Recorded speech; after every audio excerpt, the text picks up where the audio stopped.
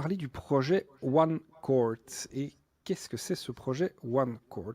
En fait, c'est pendant la pandémie qu'on a connue, un étudiant américain regardait des vidéos sur YouTube et il est tombé sur un fan de sport, plus précisément le baseball, malvoyant. Et cette personne était accompagnée, forcément d'un ami ou d'un accompagnateur, au match.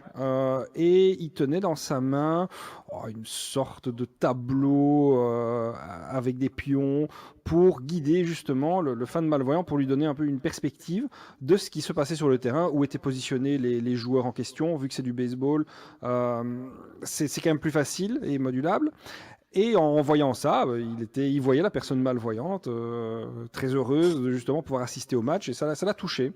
Et avec trois autres étudiants, ils se sont dit, mais en fait, ces personnes, elles ont besoin de leur accompagnateur, mais c'est quand même un peu embêtant pour les deux d'être assistés de telle manière. Donc on va créer en fait une sorte de plateau vibrant où la personne malvoyante recevra des signes, des vibrations, d'où se trouvent les joueurs à ce moment-là. Donc, ils ont créé ce projet, ils l'ont appelé le One Court, et finalement, ce projet a vu le jour. Ça a été testé à Portland l'été dernier, et le club finalement a accepté de développer ça avec ses étudiants et le mettre surtout gratuitement à disposition des fans malvoyants pour leur permettre l'accès à leur stade, l'accès à leur sport.